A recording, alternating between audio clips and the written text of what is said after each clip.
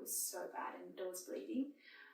We ended up going to the hospital. We waited a few hours there, and then they did some scans, and then they let me know that was a miscarriage.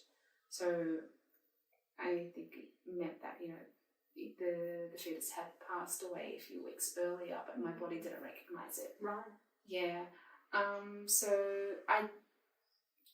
it didn't hit me too hard then. I went home and just did my day-to-day thing, but then after about a week the cramping got really, really bad again, and I was just losing clots and clots of blood, and I was just dropping on the floor, and I went in again to emergency, and I think I had some retained placenta, so they had to do a D&C, and I think that really took me by surprise. So it's like you've got the emotional struggle there, but then you've got the physical symptoms, like how do I process this?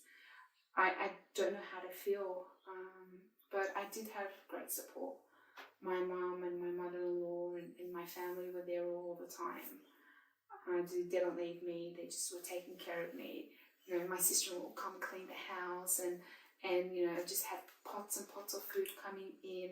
So it was nice to have that support. But yeah, after that miscarriage, I was like, okay, I don't think we are ready yet, so let's just be a bit more careful until we get things a bit more sorted. And then so after about 2 years, we planned to conceive, and I started tracking my ovulation.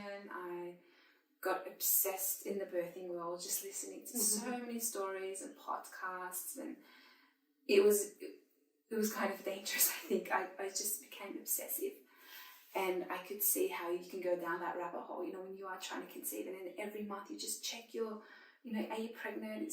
Are these symptoms of my period? Is it pregnancy? Or maybe I'm overthinking it. Is that a line? Is it not a line? It was so obsessive. The amount of pregnancy tests I bought, my husband was like, you need to stop. Yeah. Set up your own chemist. Yes. To sell pregnancy tests. Definitely. I think Clear Blue made a lot of profit for me. But yeah, it wasn't even a long time. I think it was 4 months of us trying, but it felt like forever. And I remember thinking, people who go through this journey and trying, for a while, like it takes such a toll on someone.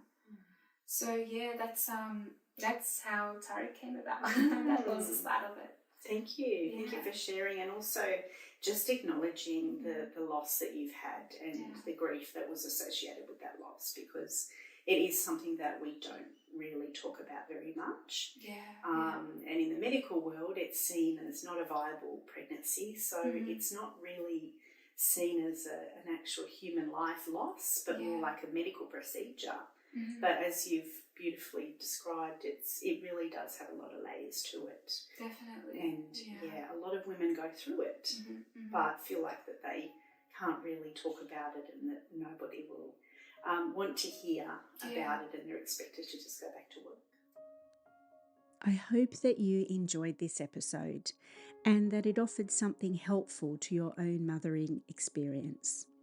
If you are a pregnant woman or know someone who is, head over to my website to receive your free copy of the postpartum checklist and contact list.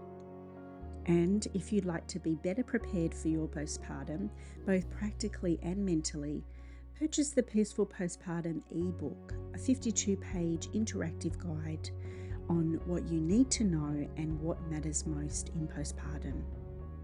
And so that we can get these conversations out to more mothers, I'd be grateful if you could like, share, and review this podcast, and we'll see you next time.